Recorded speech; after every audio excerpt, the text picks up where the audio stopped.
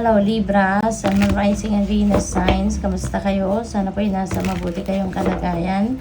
Welcome back po sa Star Tarot. Kung bago kayo dito, welcome din kayo. Thank you for your support.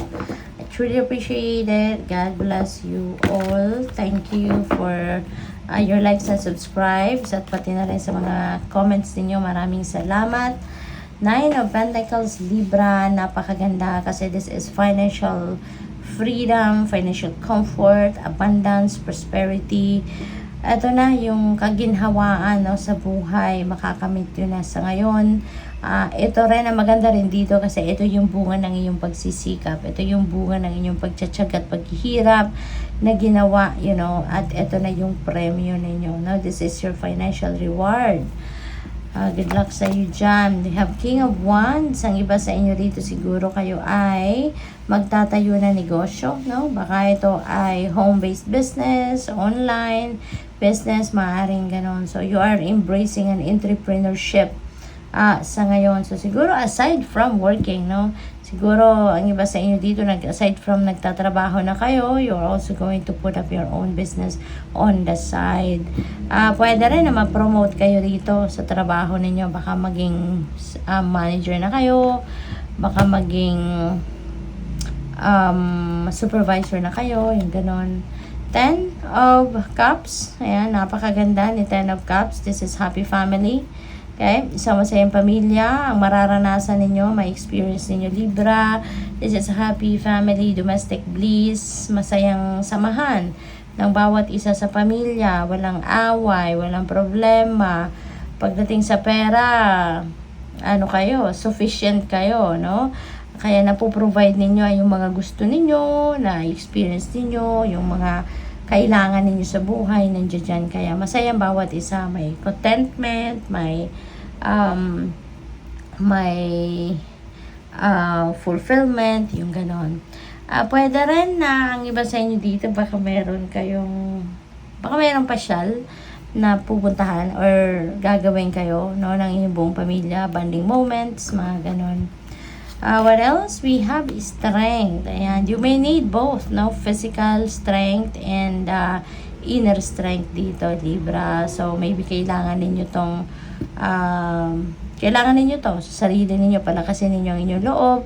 Kasi baka at some point then, meron kayong kailangang i-address, ng mga bagay-bagay, mga sitwasyon sa buhay. Kaya kailangan ninyong magpakatatag. Okay?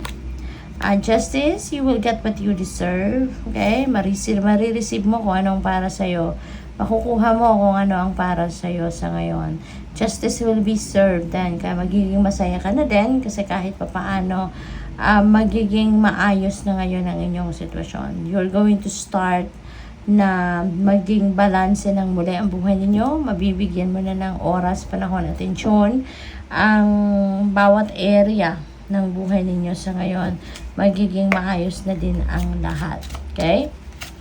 Since marami kayong pwedeng pagkakabalahan sa ngayon, kaya kailangan nyo din na magpalakas din ang inyong katawan. Alagaan ninyo ang inyong physical body. Okay? Lovers energy. Ayan, baka ang iba sa inyo magpapakasal, baka may proposal, or baka ang iba papasok kayo sa bagong romantic and love and romantic relationship. So, kung lalo-lalo na kung single pa kayo, baka papunta pa lang kayo ngayon, sa love and romantic relationship. We have number 35, pathway. Ayan, so mayroong bagong path na tatahakin ang iba sa inyo dito, Libra. Maybe sa ngayon, kayo ngayon, magpupursige, You're going to persevere, you're going to do anything and everything in your power para marating ninyo kung ano man yung mga gusto ninyong marating. Kasi ngayon, magte-take action na kayo towards your goals, Towards your dreams, your mga heart's desires, Magsisimula na kayong mag-effort, kumbaga, na gawin or tuparin ang mga bagay na yan.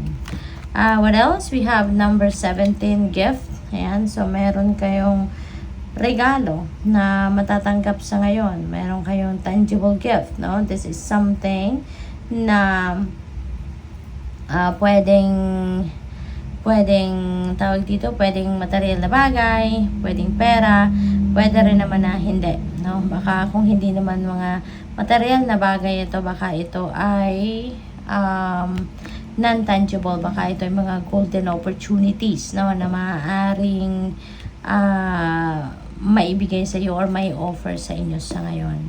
Sudden wealth, napakaswerte ninyo Libra pagdating sa pera, no? Merong malaking perang paparating, no? This is sudden wealth, this is windfall of money, hindi mo alam kung saan ito manggagaling, at maaring sabay-sabay, no, dadating ang regalong ito, yung sudden wealth na to, may financial comfort din, so talagang magiging maganda ang inyong kalagayan pagdating sa inyong kaperahang aspeto sa ngayon. Baka baka panalo, no? Baka panalo to, baka mananalo na kayo sa loto o kaya sa ibang game of chance na tinatayaan ninyo. Meron din dito synchronicities, no, na pinapadala sa inyo. We have number 11, that is master number 11, at saka 777, which is an angel number 777. Okay? So, ano kayo? Pakitignan po ninyo ito, no, kung anong ibig sabihin nito. I-google po ninyo ang number meanings, no, ng mga numbers na to, kasi that is guidance para sa iyo. We have number 4, courtship. Baka meron kayo nililigawan or merong kaligawan ang iba sa inyo. At pwedeng mauwi ito sa kasalan. Ano? Baka meron ditong whirlwind romance. At baka yung ligawan na to ay mauwi na sa kasalan agad. We have justice energy. So baka magpapakasal kayo sa judge, no? Magpapakasal kayo sa mayor, pwedeng ganun, or sa judge. So good luck sa'yo. Thank you for watching. Love and light. Namaste.